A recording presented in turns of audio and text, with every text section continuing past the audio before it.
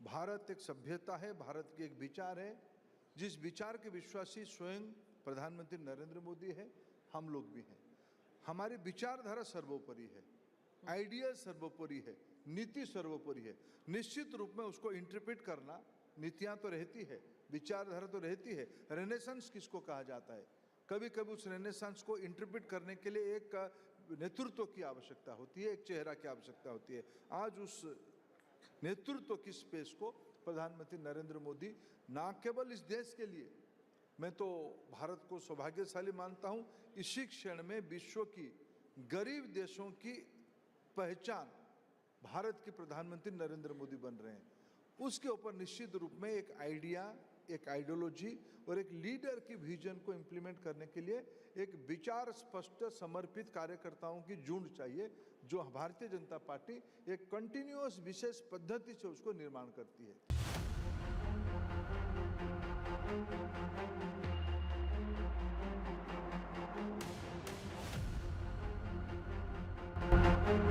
सलमान खान को मारने का डेंजर प्लान रेडी था, लेकिन सलमान की बुलेट प्रूफ गाड़ी और आसपास मौजूद सुरक्षा कर्मियों ने इस प्लान पर ब्रेक लगा दिया। सलमान की टाइट सिक्योरिटी देखकर शूटर इस प्लान को अंजाम नहीं दे पाए और इसे नए सिरे से अंजाम देने की कोशिश में जुट गए।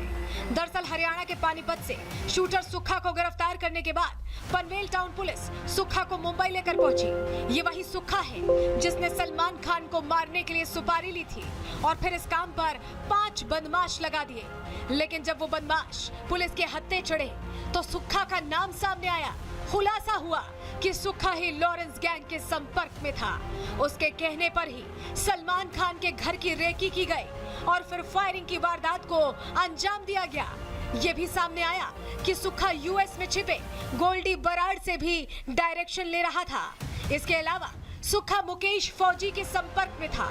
मुकेश फौजी जेल में बंद संपत नेहरा के लिए काम करता था। सुक्खा भी संपत के टच में था।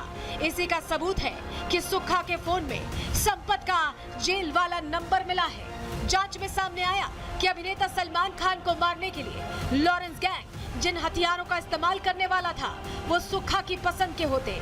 टाइट सिक्योरिटी की वजह से हाई क्वालिटी के हथियारों की जरूरत थी। ऐसे में सुक्खा की ही पसंद के पाकिस्तान से मंगाए जाने वाले हथियार शूटर्स को मुहैया कराए जाने थे।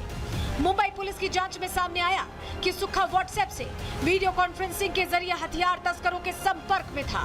सुक्खा ने वीडियो कॉल के जरिए पाकिस्तान के हथियार डीलर डोगर से संपर्क किया, जिसके बाद हथियारों के सौदे की शर्तों पर बातचीत करते हुए AK-47 और अन्य बड़े हथियार दिखाए गए। डोगर ने हथियारों को भारत भेजने पर सहमति जताई, जबकि सुक्खा ने 50% पैसा पहले और बाकी के पैसे को डिलीवरी के बाद देने पर सहमति जताई। ये भी सामने आया कि आरोपी पाकिस्तान से अत्याधुनिक हथियार खरीदने की तैयारी कर रहे थे। ऐसे हथियार जिनसे पंजाबी सिंगर सिद्धू मूसेवाला की हत्या की गई थी। इतना ही नहीं, आरोपियों ने सलमान खान की हत्या के लिए 18 साल से कम उम्र के लड़कों को काम पर रखा था, जो फिलहाल पुणे, रायगढ़, नवी मुंबई, ठाणे और गुजरात में छिपे हुए हैं। पुलिस ने अपनी चार्जशीट में यह भी बताया कि सभी शूटर कनाडा स्थित गैंगस्टर गोल्डी बराड़ और लॉरेंस बिश्नोई के भाई अनमोल बिश्नोई से हरी झंडी मिलने का इंतजार कर रहे थे। इतना ही नहीं, शूटर्स ने हत्या के बाद भागने का प्लान भी रेडी कर लिया था। चार्जशीट में पुलिस ने बताया कि शूटर्स को सलमान खान की हत्या के बाद कन्याकुमारी में इकट्ठा होने के लिए कहा गया था। यहाँ से वो नाव से श्रीलंका और फिर किसी अन्य देश में चले जाते। पूरी साजिश का प्लान डिकोड तो हो गया, लेकिन पुलिस का एक्शन मोड जारी है। यही वजह है कि पुलिस ने फिलहाल सलमान की हत्या की साजिश के मामले में लॉरेंस, पाकिस्तान के डोगर, गोल्डी बराड़, संपत नेहरा, रोहित गोदारा, अनमोल बिश्नोई समेत 18 लोगों को आरोपी बनाया है। Bureau report, Republic Bharat. जहां तक माननीय केजरीवाल जी की जेल जाने की बात है, उसमें भाजपा का कोई रोल नहीं है। ईडी और सीबीआई दोनों अपनी जांच कर रही थी, वो इंडिपेंडेंट इन्वेस्टिगेटिंग एजेंसीज हैं। और माननीय केजरीवाल पतंजलि बिस्किट 100% आटा से बने देश के सर्वश्रेष्ठ बिस्किट।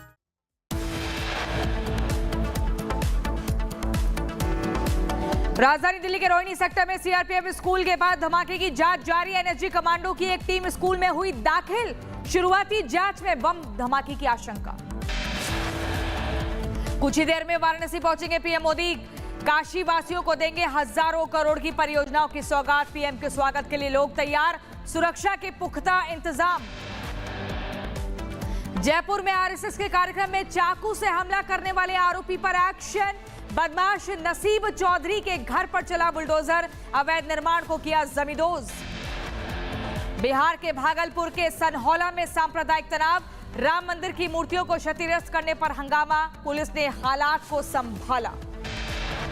बरेली में दो समुदाय के लोगों में जमकर चले ईंट पत्थर, सोशल मीडिया पर वायरल हुआ वीडियो। मामले में 10 नामजद और 15 से 20 अज्ञात लोगों के खिलाफ केस दर्ज हुआ। और बहराइच के महाराजगंज में कभी भी हो सकता है बुलडोजर एक्शन। पीडब्ल्यूडी नोटिस के अल्टीमेटम का टाइम पूरा, आज भी अपने घरों और मकानों को खाली कर रहे हैं लोग।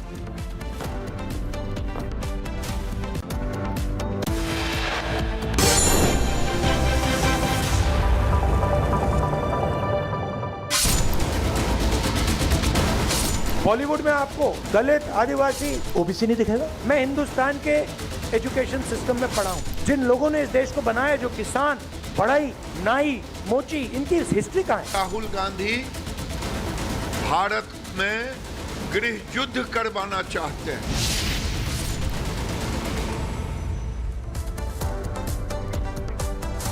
नमस्कार, मैं हूं आपके साथ प्रियंका शर्मा। रिपब्लिक भारत के कुचिना स्टूडियो में आप सभी का बहुत स्वागत है। दोपहर के 1 बज चुके हैं और वक्त हो चला है सबसे बड़ी बहस का। आज की बहस का विषय होगा चुनावों में फेल जाति का खेल है क्या। ये बड़ा सवाल है जिसको लेकर हम चर्चा भी करेंगे और आपको बताएंगे कि आखिर किस तरह की बयानबाजी कांग्रेस की तरफ से की जा रही है, क्योंकि चुनाव नजदीक है और ऐसे में क्या इस बयानबाजी का इन्हें फायदा होगा या नहीं, ये भी एक बड़ा सवाल है। लेकिन इसी बीच अपने दर्शकों को बता दें, देश में जब जब चुनाव आते हैं तो सियासत में जातियों की बात की जाने लगती है।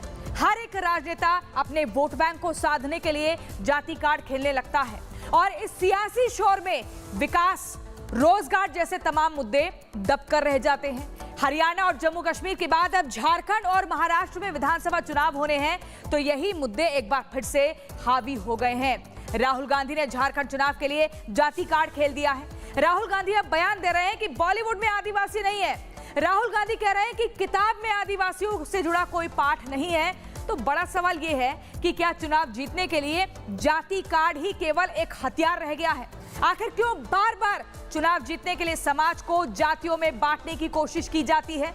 तो इसी मुद्दे पर करेंगे आज की सबसे बड़ी बहस। लेकिन उससे पहले आप देखिए हमारी एक खास रिपोर्ट।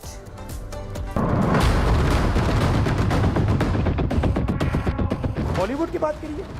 बॉलीवुड में आपको दलित, आदिवासी, ओबीसी नहीं दिखेगा। पूरा का पूरा जोड़ दीजिए तो आदिवासियों के बारे में आधा चैप्टर मिलेगा। एक मशहूर शेर है कि सरहदों पर बहुत तनाव है क्या, पता करो चुनाव है क्या। मशहूर शायर राहत इंदौरी साहब का यह शेर राहुल गांधी पर एकदम फिट बैठता है, क्योंकि जब जब देश में चुनाव आते हैं राहुल गांधी जाति कार्ड खेलकर सियासी पारा बढ़ा देते हैं। अब एक बार फिर झारखंड चुनाव से पहले राहुल गांधी ने जाति कार्ड खेल दिया है। राहुल गांधी कह रहे हैं कि बॉलीवुड में कोई आदिवासी नहीं है, किताबों में आदिवासियों को लेकर कोई पाठ नहीं है और बीजेपी की सरकारों ने आदिवासियों के साथ भेदभाव किया है, उन्हें ऊपर उठने नहीं दिया है। बॉलीवुड की बात करिए। बॉलीवुड में आपको दलित, आदिवासी, ओबीसी नहीं दिखेगा। पूरा का पूरा जोड़ दीजिए तो आदिवासियों के बारे में आधा चैप्टर मिलेगा। 10-15 लाइन मिलेंगी कि हां हिंदुस्तान में आदिवासी भी हैं, मगर इनकी हिस्ट्री क्या है, इनके जीने का तरीका क्या है, इनके सोचने का तरीका क्या है, इनकी साइंस क्या है, इनकी पॉलिटिक्स क्या है, उसके बारे में कुछ नहीं। राहुल गांधी ने बीजेपी पर आरोप तो लगा दिए, लेकिन वो भूल गए कि देश में करीब 60 साल तक कांग्रेस की ही सरकार रही है और अगर आदिवासी पिछड़े हैं तो उसके पीछे उनकी ही सरकार जिम्मेदार है। और हुआ भी यही। जैसे ही राहुल गांधी का बयान सामने आया, बीजेपी ने राहुल गांधी को चौतरफा घेर लिया। बीजेपी ने पूछ लिया कि कांग्रेस ने आदिवासियों के लिए आखिर किया ही क्या है। जब आप छोटे थे, स्कूल में थे, तब आपकी ही दादी की, आपके ही पिता की सरकार थी, फिर आपकी मम्मी की सरकार थी। तो अगर नहीं पढ़े हैं तो इसका मतलब यह है कि आपके परिवार के लोगों ने उनके बारे में कुछ इतिहास में आने नहीं दिया।